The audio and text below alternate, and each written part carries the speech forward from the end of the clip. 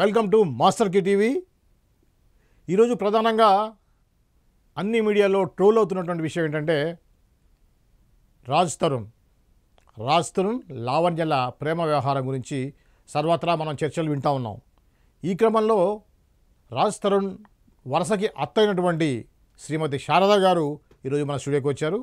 వారితో మాట్లాడి నిజానికి జరిగిందేంటి, రాజ్ తరుణ్ లావణ్యల ప్రేమ వ్యవహారం గురించి మనం వివిధ మీడియాల్లో వింటూ ఉన్నాం, అలానే చర్చలు కూడా చూస్తూ ఉన్నాం. ఈ క్రమంలో లావణ్య సైడ్ నుంచి మాత్రమే మనం ఇప్పటివరకు వింటూ ఉన్నాం, కానీ రాజ్ తరుణ్ ఇంతవరకు మీడియా ముందుకు రాలేదు. రాజ్ తరుణ్ తరపున కూడా ఎవరు కూడా మాట్లాడలేదు. రాజ్ తరుణ్ తరపున శేఖర్ భాష మీడియాలో మాట్లాడుతూ ఉన్నాడు.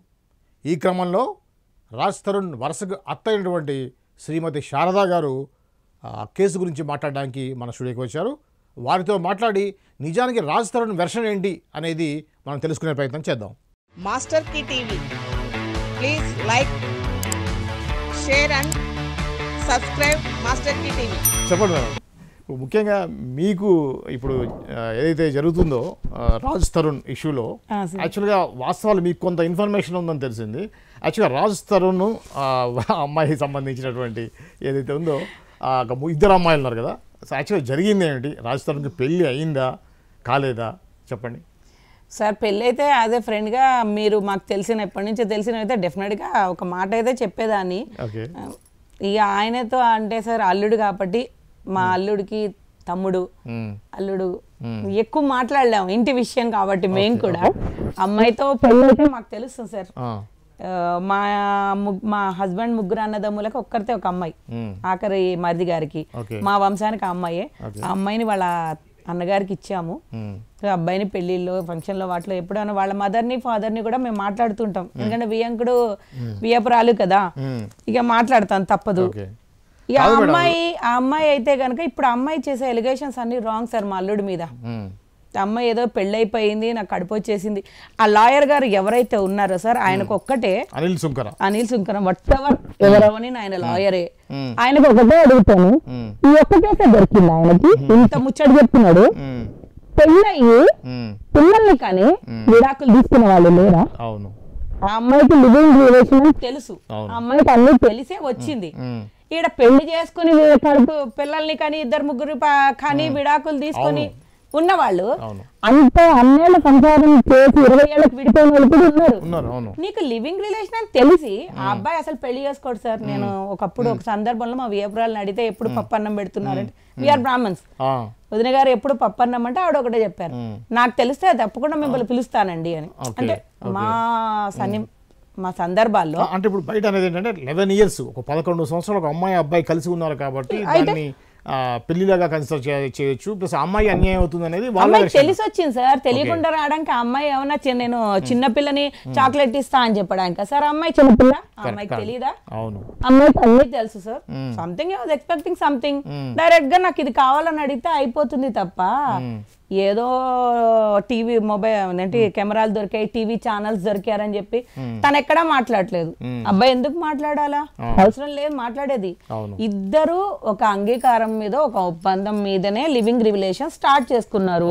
ఇప్పుడు భేదాభిప్రాయాలు వచ్చాయి. వాటెవర్ నువ్వేం చేసావో ఏం చేసావో మాకు తెలుసు.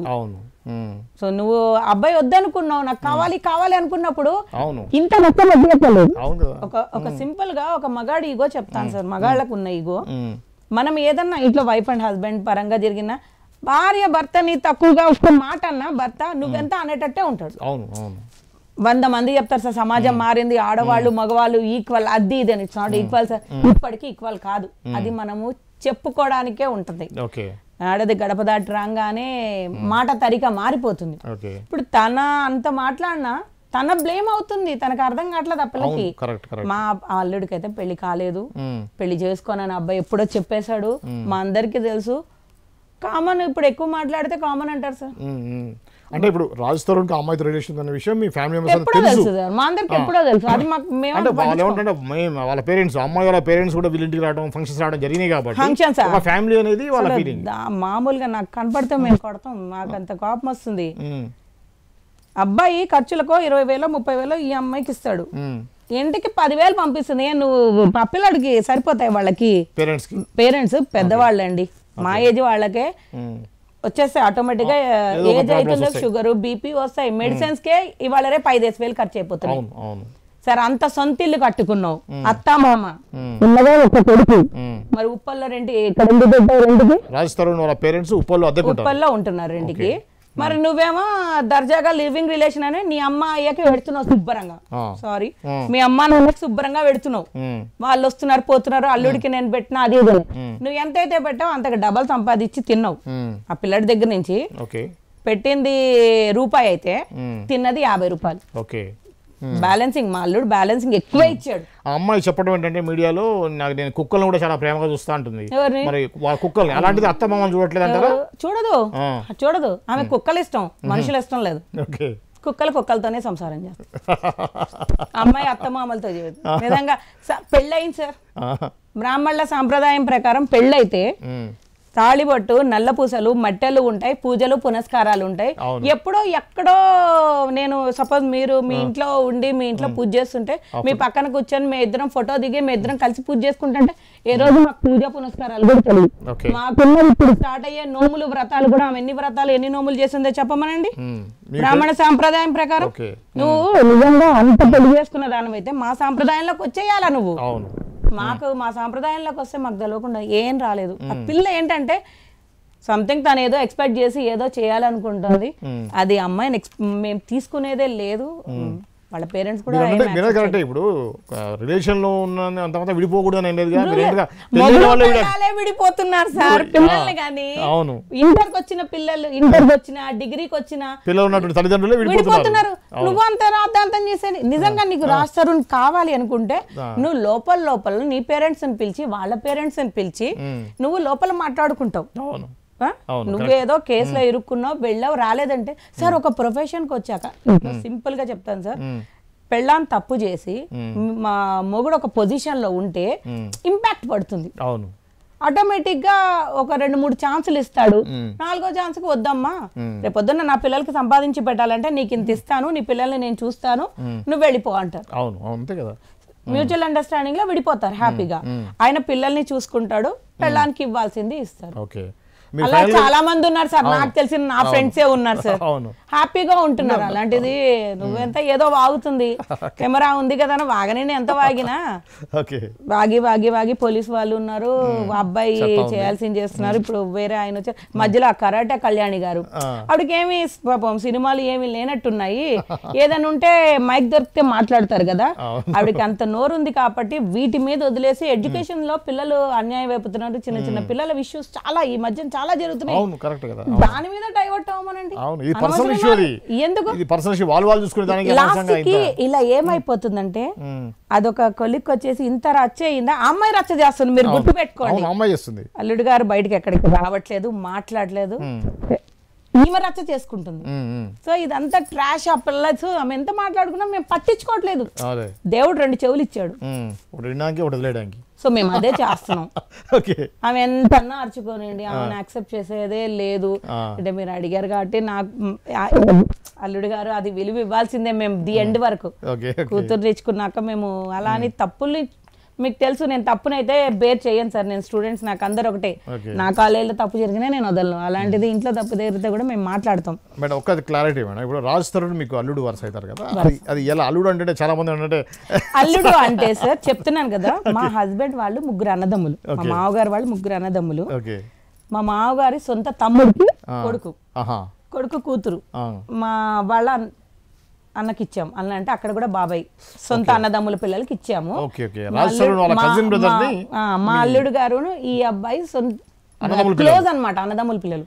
సో మాలాగా ఆ వరుసలో నేను అమ్మాయికి పెద్దమ్మని అవుతాను, అమ్మాయికి పెద్దమ్మ అల్లుడు.